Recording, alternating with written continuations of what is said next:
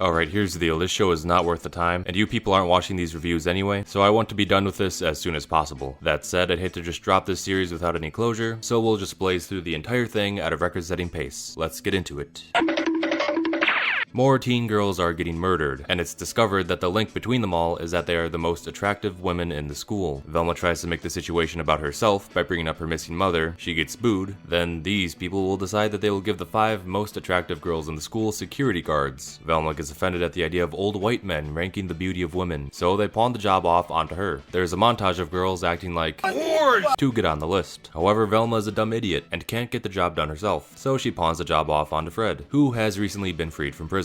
Velma gets offended by Fred's perspective of women's beauty, so she gives him a book about feminism. Daphne and Norville look at a rock or something, who cares. Anyway, Velma submits the hot list and continues to rant about how offensive it is. She complains endlessly, as if this list wasn't being made to literally protect these girls from murder. It's almost like her commentary is entirely detached from the ongoing story, and is just pointing an opinionated finger at modern society. Regardless, her comments give these protective, evil white men the idea to make all these girls unattractive so they won't become targets. And again, they enlist Velma to perform this task. Velma gets excited to do so as she believes she is freeing all these girls from the male gaze. I get to actually release these girls from the shackles of the male gaze? The girls all hate Velma because they would rather have the security guards. Meanwhile, Daphne and Norville scheme to catch the killer, and Fred finishes his feminist book and suddenly becomes attracted to ugly people. They also keep repeating the same hangover meme to show that someone is thinking, and they use it over and over, even when it doesn't fit the context. These two talk about rocks some more. Velma trains the girls to be ugly in a montage, but when it's complete, they rebel and stay pretty because no woman should ever have to change who she is or how she dresses to not be murdered. Yeah, that's great and all, but I don't think the serial killer will be convinced. They then make Velma feel guilty for shaming them for being pretty. So Velma dresses even more like a gremlin to support alternative beauty standards? Sure. Suddenly, the malt shop owner starts having her baby. Unfortunately, everyone is dumb and crowds around her, so the ambulance has no room to get close. It wouldn't be too difficult to just walk her to the ambulance, but whatever. Velma begs the popular girls to sexualize themselves in order to distract and move the crowd, with the episode having some sort of lesson about how Velma is equal to these girls and her own unique inner beauty or something. Just like how you're all women who don't want to own shorts that cover your butt, I'm a woman who doesn't want to own it, and one isn't better than the other. Whoa, hold on. So you're saying while we're all juicy asses, I'm all sass and glasses, baby.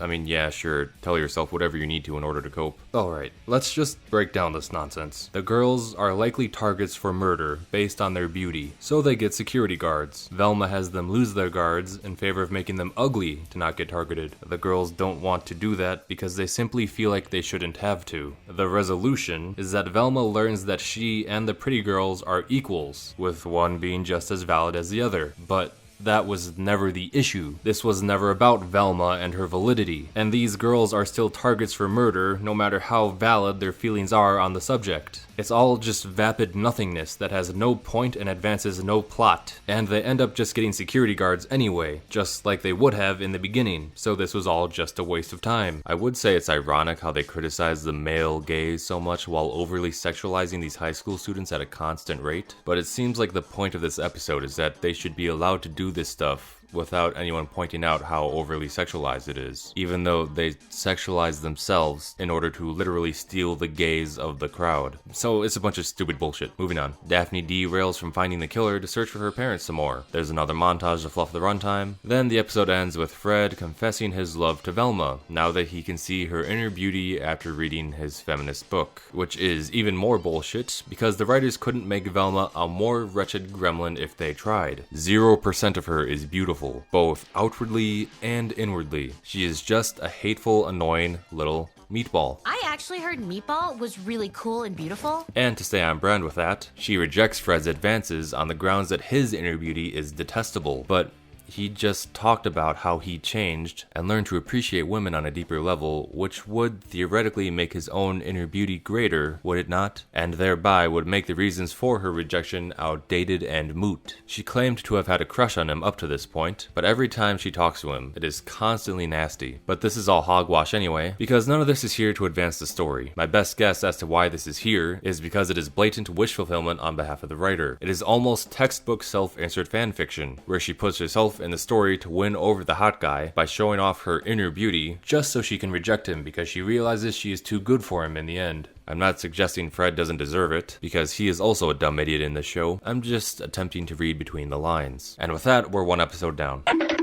In the next one, Velma's upset at Norville because she wants to use him for her own personal gain, but he's ignoring her because he found a new girlfriend. This is Gigi, and she is basically the show's stand-in for Scooby-Doo. This change brings up an unfortunate comparison, but I'll let you connect those dots for yourselves. Apparently the security guards assigned to the hot girls quit due to being sexually harassed too much, so instead of them, there is now a citywide curfew. So that last episode is even less relevant than it was before. You could cut out that plot point entirely and lose nothing. Daphne finds her parents in a mine shaft, and surprise! Her dad is the only other Asian person in this show. Who knew anyway? Velma schemes to separate Norville from Gigi so he can slave over her needs yet again. She tried to replace him with Fred, but he was too useless and he only spouts off feminist talking points now. Velma hosts a band-only slumber party because apparently her and Norville are in the high school band, and she attempts to guilt trip Norville into helping her again. But then Gigi shows up and they have a flute battle to decide who gets to keep Norville. And they do the funny because both girls play the flute badly. Gigi wins, and then they do a bunch of empty-brained waste of time nonsense to try and feed the band members, and the episode ends. So, funny story, I actually completely forgot to cover this episode, but that's okay because this one doesn't matter at all. I scripted and edited this entire video and didn't even notice that I completely skipped this entire episode because it is that irrelevant. So, we'll just move on.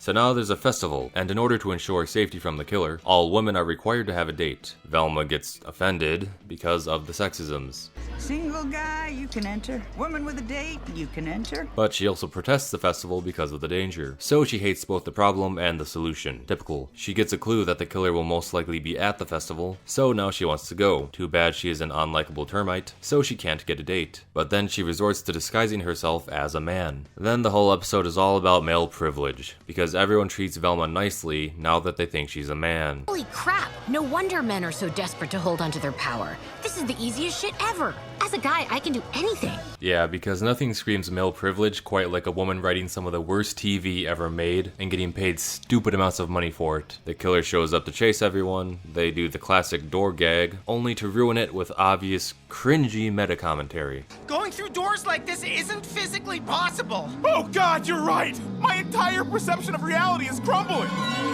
Wait, no, it's just a ride. The killer catches Fred, and that's it. Next, everyone gets stuck in a rock except Fred, and we do a bunch of flashbacks to figure out how they got into this mess. There is an endless stream of meta-commentary on flashbacks and nonlinear storytelling, and it's super interesting or something. Wouldn't you agree that the strongest use of flashbacks on TV is when one character's flashback is intercut with another's to eventually combine in the present storyline? This was a flashback in your point of view. In order for it to be earned, we'd have to cut to, I don't know, Fred? I like it when they use a title card with the character's name when they cut to a different flashback. Now that feels lazy.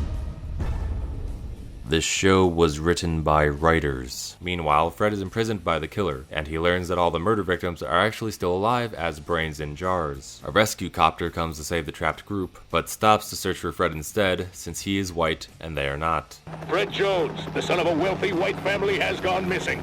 All local units are being diverted to the search, effective immediately. As it turns out, the big reveal for how they ended up here is because they stood by a cliff and it broke, and they unfortunately didn't die somehow when they fell down the cliff and then got pinned to the side of it by a massive falling rock. They escape by just moving the rock a little bit, and the cliff just crumbles beneath them, and they still remain completely unharmed somehow. They discover Fred and the brains, but suddenly the cave begins to collapse. But suddenly Velma's mom appears out of nowhere to save them, with an old white van. Now get in this mystery jalopy! Get it? Because it's the thing, but they didn't call it the thing. Anyway. Velma's mom gets cinematically contrived amnesia, so she can't recall why she went missing, and in order to remember, she will need to not get upset for 72 hours. However, the characters in this show are simply too insufferable and annoying, so the struggle for the entire episode is to simply not piss this woman off. My mom can't get upset for the next 72 hours? That's a lot of lying. But thankfully, I'm damn good at it. Heh. They fail. Hey, no offense, but can we just let the actual doctor explain? Just being a white guy with a clipboard doesn't cut it anymore. Sorry, your insurance only covered the diagnosis and the applesauce. Norville is apparently trying to win a fencing state championship all of a sudden, but Velma is annoying and an idiot, so she constantly interferes and distracts him until he loses. Fred and Daphne do irrelevant things. They do a cheap fake out to frame Norville's dad as the killer, before quickly undoing it. AKA, they do a bunch of fluff to pad out the runtime. Fred's mom gets some conveniently timed character development out of nowhere. I wonder why. The episode ends with Velma's mom suddenly regaining her memories after all. Or so it seems. So the mom claims that she was the killer all along. Then it's immediately revealed that she was brainwashed to say that, and Velma is treated like a genius for figuring it out, as if it wasn't completely obvious. Velma, I did it because I wanted to put the brain of a popular girl into the head of my daughter, Velma. Oh, but why? No, Velma, listen to me. I did it because I wanted to put the brain of a popular girl into the head of my daughter, Velma. Yeah, Mom, I get it. Wait, you keep saying the exact same thing. Wow! Incredible! Daphne's LDMs also state that they will send Velma's mom to death row within the day if she can't be proven innocent. This is established as a cheap way to raise the stakes, but it only serves to send everyone down even deeper levels of stupidity, because in what world does that make sense? It's revealed that Fred bought the white van from earlier and is now painting it. And remember his mom, who just started getting a spotlight out of nowhere? Yeah, she's the killer, and they catch her. Typically, the appeal of mystery shows is to leave little breadcrumb clues out here and there so astute audience members can piece together the mystery for themselves as the show goes on. But why do that when you can jam-pack it all into your literal last 2 episodes? She did this because she wanted to give Fred a better brain because he is too dumb. Velma also manages to fit in one more juicy thick tirade about how much she hates white men. I am so sick of rich guys like you, not only not realizing how much is handed to them, but still thinking they're the victims when they mess everything up because of their lazy entitlement and fragile egos. My ego is not fragile! Yo, Fred! I only said those things to rile you up! I mean, yes, I feel that way, but... At one point, there's a very well-animated clash between Fred and his brainwashed dad, which is both refreshing and frustrating to watch because it gives us a glimpse at what a better version of the show could look like. If the entire series matched the tone of this short clip, the reception surrounding the show would be wildly different. Velma and Daphne do the gay. They complete the final bad reboot checklist by making Velma twerk. Then Velma kicks her dad and his baby mama out of the house so she can live alone with her mom. Never mind the fact that these two were consistently kind and helpful to her throughout the entire season, because nuance is for chumps, you see. They make a half-assed attempt to connect these characters to the old shows. There's a setup for season 2, and that's it for now. So yeah, this show sucks. I don't want to talk about it anymore. Goodbye.